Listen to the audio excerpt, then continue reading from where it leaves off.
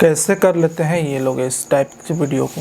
हाँ, एक दो कंसेप्ट है ऐसा जिस पर बात कर सकते हैं, लेकिन यह एक मैथोलॉजी का वीडियो है।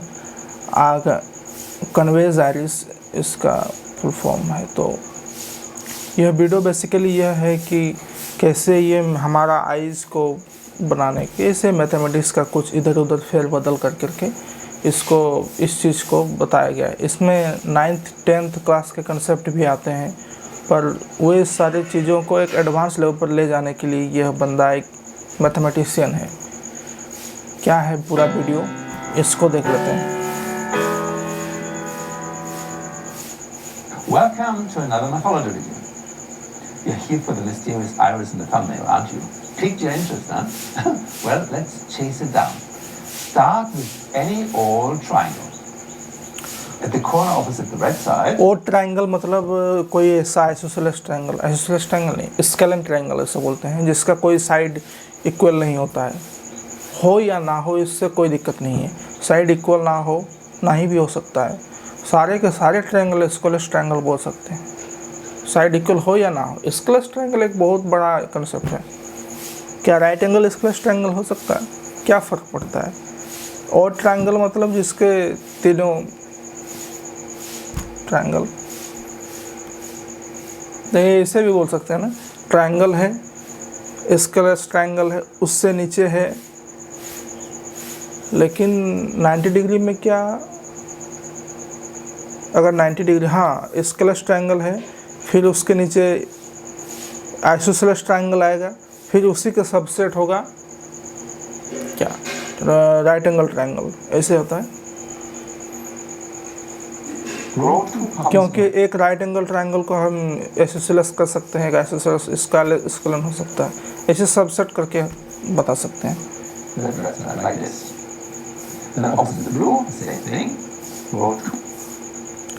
इस और ट्रायंगल को स्केलन ट्रायंगल के लिए लेफ्ट उस साइड को ये दो साइड में ऐसे डिवाइड कर दिया गया, ठीक है। ट्रायंगल इज विस्कस, क्या बोला, 6 पॉइंट, ठीक है।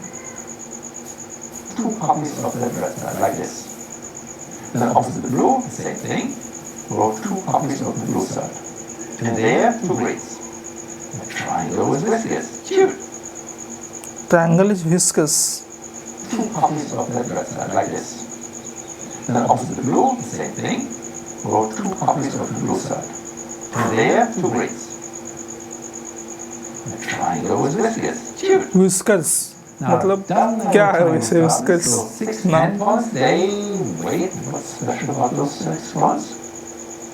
लास्ट में हमको 6 पॉइंट्स मिले। हाँ, ये 6 पॉइंट मिल सकते हैं। तो क्या इस 6 पॉइंट का कोई स्पेशलिटी है? Can you guess? Those 6 points are, you got it? Yes, those 6 points lie on a circle. Really?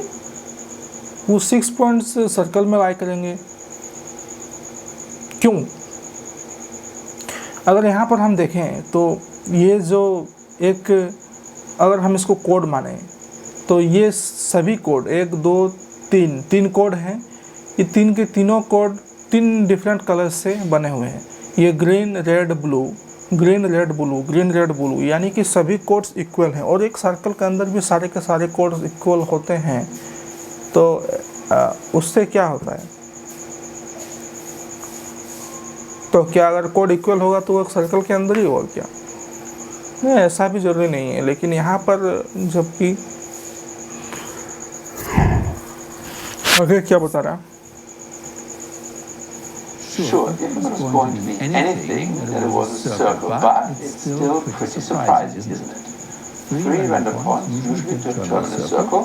On the other, 3 random point usually, क्या बोल रहा? 3 random point usually determine a circle. एक circle को determine करते हैं, एक circle को दर्शाते हैं। 3 random point usually determine a circle. Usually क्यों? ये तो ऑब्वियसली होना चाहिए। मैं अगर 3 रैंडम पॉइंट को लिए, 3 रैंडम पॉइंट ना, ये जो बोल रहा है 3 random point usually determine a circle, ठीक है, तो भाई ऐसा 3 रैंडम पॉइंट है क्या?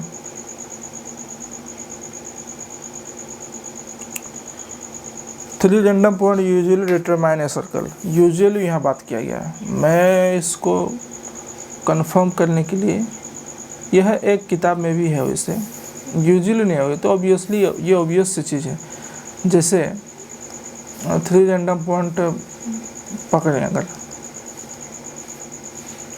रुक जा यार, एक पॉइंट ये, दूसरा पॉइंट ये, तीसरा पॉइंट ऐसा, 3 random point usually determine a circle. ये सर्कल डिटरमाइन किसे करेगा? क्योंकि इसके इन दोनों के बीच में अगर मैं कोड ऐसे खींच दे रहा हूँ, सर्कल का एक क्वालिटी होता है कि वो शॉर्टेस्ट पाथ को ही अपना कोड बनाता है और वो मिड पॉइंट होता है। जैसे 2 पॉइंट के बीच में सर्कल खींचना कितना आसान है, बहुत आसान है। इन दोनों पॉइंट को मिला देंगे, इसके मिड पॉइंट लेंगे, फिर ये सर्कल हम बना सकते हैं, ठीक है। यानी कि 2 पॉइंट यूजुअली एक सर्कल को दर्शा सकते हैं, एक बना सकते हैं। अगर इसी चीज़ को मैं आगे बढ़ाऊँ, 3 पॉइंट, क्या 3 पॉइंट एक सर्कल बना सकते हैं? हाँ, बना सकते हैं। सेम यही चीज़ करना होगा, इन दोनों को लेकर यहाँ पर एक परपेंडिकुलर ड्रॉ करना होगा, फिर इन 2 कोड्स में से इसमें एक परपेंडिकुलर ड्रॉ करना होगा, और ये दोनों जब मिलेंगे जिस पॉइंट पर, यह सेंटर होगा सर्कल का। फिर यहाँ से मतलब एक सर्कल बनेगा, ये रेडियस होगा और इस रेडियस से ये रेडियस होगा मेरा, और इस रेडियस से एक सर्कल बनेगा, ऐसे करके एक सर्कल बनेगा। क्यों बनेगा? क्योंकि इसका एक ऐसा चीज़ है कि क्यों बनेगा। एक मान लेते हैं, देखो सर्कल का एक ये है कि अगर एक कोड है तो कोड से सेंटर का पॉइंट, ये शॉर्टेस्ट डिस्टेंस कहाँ से होगा? ये परपेंडिकुलर से ही शॉर्टेस्ट डिस्टेंस होगा। ये इस कोड का परपेंडिकुलर अगर लेंगे तो वहीं से यहाँ से शॉर्टेस्ट डिस्टेंस नहीं होगा, और ये इसका मिड पॉइंट होगा। उसको फिर हम प्रूव कर सकते हैं कुछ ऐसा, मतलब कुछ RHS थ्योरम से ऐसा कुछ करके, क्योंकि ये दोनों साइड इक्वल होंगे तो इसको हम लोग इक्वल ऐसा प्रूव कर सकते हैं। और ये शॉर्टेस्ट पाथ होगा, ये जो डिस्टेंस होगा वो शॉर्टेस्ट पाथ होगा। तो वही चीज़ सेम यहाँ बताया गया है, ये शॉर्टेस्ट होगा, ये शॉर्टेस्ट होगा, और ये थोड़ा सा इससे बड़ा होगा, लेकिन ये सर्कल पर ही राय करेगा। ऐसा इसका है, मतलब ये प्रूव्ड है। अगर हम इसमें ऐसा भी दूसरा प्रूफ भी हो सकता है, लेकिन ये प्रूव्ड चीज़ है कि 3 पॉइंट्स हैं, उसके बीच में परपेंडिकुलर डाल के सेंटर का पॉइंट निकाल सकते हैं। तो यही चीज़ उन्होंने सर ने भी बोली, ठीक है। ये प्रूव्ड है, 9th 10th क्लास में ही है।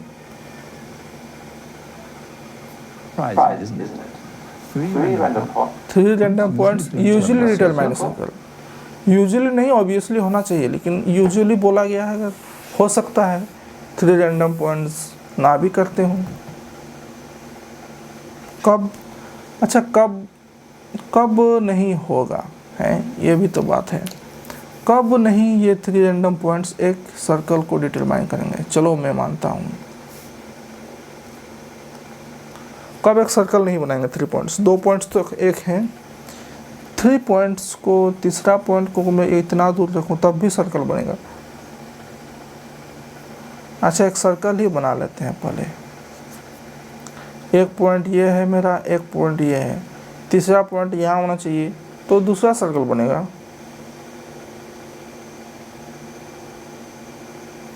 इस सर्कल के अंदर हम कैसा ट्रायंगल नहीं बना सकते? आइसोसेलेस बना सकते हैं, 90 डिग्री वाला भी बना सकते हैं, कैसा भी 90 डिग्री बना सकते हैं ना। कैसा भी 90 डिग्री बना सकते हैं। हो तो सकता है, ऑब्वियसली होना चाहिए 3 रैंडम पॉइंट्स। ठीक है, उतना तो बनता है यार। हो सकता है कोई दूसरा तरीका हो ऐसा कि जिसमें 3 रैंडम पॉइंट्स एक सर्कल पर ना आते हों, है कि नहीं? On the other hand, 4 random points usually don't lie in a circle, and of course यहाँ भी यूजुअली टर्म दिया गया है, 4 random points usually don't lie on a circle. 4 random points usually don't lie on a circle. ऐसा क्यों भाई? 4 random points क्यों लाई करना चाहेंगे? एक सर्कल पर 4 रैंडम पॉइंट्स कब लाई करेंगे? जब हुआ या तो वो एक ऐसे में यहाँ पर भी 4 रैंडम पॉइंट्स लाई कर रहे हैं, लेकिन सारे के सारे 4 रैंडम्स, सारे के सारे 4 रैंडम्स। लेकिन एक चीज़ यहाँ होती है ना, ये ट्रायंगल, ये एंगल 180 सम होता है। अगर ये होगा तभी वो एक सम पे, जैसे अगर मैं एक चार रैंडम वाला बनाता हूँ, ये है 4 रैंडम पॉइंट्स हैं, ये एक सर्कल पर लाई करेगा या नहीं करेगा, ये इस बात पर डिपेंड करता है कि इसका ऑपोजिट एंगल जो है, ये इसका सम कितना होना चाहिए। 180 होना चाहिए। इसका सम अगर 180 होगा तभी ये एक सर्कल पर लाई करेगा। तो इसका सम 180 से ज़्यादा होगा, यानी कि एक सर्कल पर लाई नहीं करेगा। Usually don't lie on a circle. 4 random points usually don't lie on a circle. ठीक है, ये बात भी ठीक है। less likely 4 random 5 or 6 points lie in a circle. Less likely for random 5 or 6 points to lie on a circle। हाँ, मतलब 5 और 6 वाला भी लाई नहीं करेगा सर्कल में। देखो, ये जो एक पॉलीगॉन अगर लेंगे सेम साइड्स के, तो सबसे छोटा पॉलीगॉन क्या बनेगा? एक ट्रायंगल बनेगा जिसमें 3 साइड्स होंगे, और वो तो एक इक्विलैटरल ट्रायंगल बनेगा, वो सर्कल पर लाई करेगा। फिर 4 के लिए स्क्वायर बनाएंगे, वो भी सर्कल पर लाई करेगा। 5 के लिए पेंटागन बनाएंगे, वो भी सर्कल पर। 6 के लिए हेक्सागन, फिर हेप्टागन, ऑक्टागन, ऐसे नोना डेकागन। तो फिर अगर इससे 4 का बढ़ाते रहेंगे तो वो एक सर्कल का रूप लेगा, और वो सारे के सारे रेगुलर पॉलीगॉन सर्कल पर ही लाई करेंगे। बात यह है कि ये यहाँ पर रेगुलरिटी की बात नहीं हो रही, यहाँ पर ऑड ट्रायंगल बोला जा रहा है। यानी कि कोई अगर ऑड ट्रायंगल होगा जिसमें से 6 पॉइंट्स ये निकले हैं, ये सर्कल पर लाई कर रहे हैं, लेकिन यूजुअली 6 पॉइंट सर्कल पर लाई करना बहुत मुश्किल है। हम 3 तक तो कर सकते हैं, लेकिन 4 के लिए भी एक कंडीशन लगता है कि ऑपोजिट एंगल 180 होना चाहिए।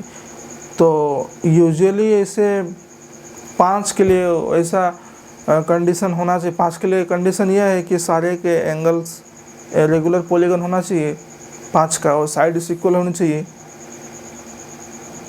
और नहीं भी होंगे 5 के, अगर नहीं भी होंगे, मान लेते हैं साइड्स इक्वल नहीं होंगे, लेकिन देखो सर्कल के अगर अंदर हम 5 पॉइंट लेंगे, 5 को मिलाएं, साइड इक्वल नहीं भी हो मान सकते, लेकिन उसके अंदर भी कुछ रूल्स होंगे, और यूजुअली ये लाई नहीं करेंगे। मैं सर्कल बनाकर 5 पॉइंट्स को लाई कर सकता हूँ, लेकिन ऐसे ही खुद से 5 पॉइंट्स यहाँ वहाँ खींच करके उसको सर्कल में कन्वर्ट करना मुश्किल है। यूजुअली ऐसा नहीं होगा, यही बात बताया। लेकिन इस जगह पर इस ट्रायंगल के बीच में यह दिखाया जा रहा है कि एक कोई रैंडम ट्रायंगल है, और उसके ऑपोजिट साइड जो यहाँ पे रेड है, रेड के ऑपोजिट में 2 और इसे रेड एक्सटेंड कर दिया गया है। तो ये जो 6 पॉइंट्स हमको मिल रहे हैं यहाँ पर, ये एक सर्कल पर लाई कर रहे हैं, ये एक अच्छा चीज़ है। तो देखो आगे क्या बोल रहा है। Anyway, this miraculous 6-point circle is called convex circle, named after its discoverer, the legendary। ये डिस्कवर कर चुके हैं कॉन्वेसर ने, तो उनका नाम था जॉन कॉनवे, मैथमेटिशियन थे। John Conway. Conway was a mathematics professor at Princeton University, a certified genius, many ingenious mathematical games से भी incredibly popular outside mathematics. For example, chances are Even if you're not a mathematician, you're familiar with Conway's bizarre game of life. There, you've seen this sort of alien 2D life before, right? Let's do to Conway. Anyway. क्या game था मुझे नहीं पता, लेकिन game है, अच्छा game होगा जो भी है, मैथमेटिकल गेम होगा। जैसे वो तो ग्राफ वाला गेम था ना, सुपर मारियो क्वाड्रेटिक, या कोई अच्छा ही गेम होगा। Little miracles like the circle would constantly pop up in conversations with John Conway, and if he deemed you worthy, you could expect to be challenged to come up with a proof on the spot. I'll show you the proof बताओ। Next. The proof which involves the iris in the title of this video. I'll also tell you about some exciting new life beyond Conway's circle, in particular, beautiful windscreen theorem with smiling next time it rains. However, wind screen wiper theorem इससे relate करता है। Wind screen wiper theorem, वो theorem कैसे type से है? इस type से है विंड स्क्रीन वाइपर थ्योरम। तो वाइपर जैसे चलता है ना, ऐसे करके फिर ऐसे चलता है, तो उसी से रिलेटेड कोई थ्योरम होगा। हैं Then before you watch the rest of the video, accept Conway's challenge and try to come up with a proof of your own. Report on your efforts in the comments. Here John Conway looks St. John, doesn't he? Anyway, did you come up with a proof? No? Not a problem. Not an easy one. Want a hint? Okay, here's one. Whenever you deal with would-be circle, what's the first thing you should be looking for? Yep. It's heart. Of course. Center of the circle. And how do we locate the center? For example, by shrinking the circle. There, shrink. How do you locate A centre of a circle? ये circle को shrink करके centre पर आ रहा है, लेकिन centre of the circle locate करने के लिए हम दो कोड खींचते हैं और उस कोड का परपेंडिकुलर बना के सेंटर को निकालते हैं, जैसा एनसीईआरटी मैथमेटिक्स में है। वो कैसा चीज़ है? ऐसा है कि एक सर्कल है, इस सर्कल का अगर हमको सेंटर मिलना है तो ये दो हम कोड कहीं से भी रैंडमली इस पर खींचना होगा और फिर यहाँ से परपेंडिकुलर लगाना होगा और इसको एक्सटेंड करना होगा और ये इसका परपेंडिकुलर लगाना इस पर होगा, इसको भी एक्सटेंड करना होगा और जो सेंटर मिलेगा वही सर्कल ऑफ द सेंटर होगा। ऐसा ही वही सेम चीज़ उसी थ्योरम पे काम करेगा कि एक कोड का जो शॉर्टेस्ट पाथ होगा वही सेंटर होगा और शॉर्टेस्ट पाथ्स के लिए परपेंडिकुलर चाहिए होगा और परपेंडिकुलर चाहिए होगा तो वह मिड पॉइंट से ही परपेंडिकुलर हमको चाहिए होगा और मिड पॉइंट से ही परपेंडिकुलर हमको यहाँ पर दो को मिला के जो दो कोड मिलेंगे, क्योंकि दोनों कोड उसी सर्कल के ही हैं, तो दोनों कोडों में से मिड पॉइंट लगा करके उस सेंटर को हम लोग निकालते हैं। यहाँ पर सर ने थोड़ा सा उसको श्रिंक किया है, तो श्रिंक कैसे करेंगे यार? जो भी हो सही है, श्रिंक करके भी सर्कल को सभी चीज़ों से फिर भी सेंटर में आ सकता है।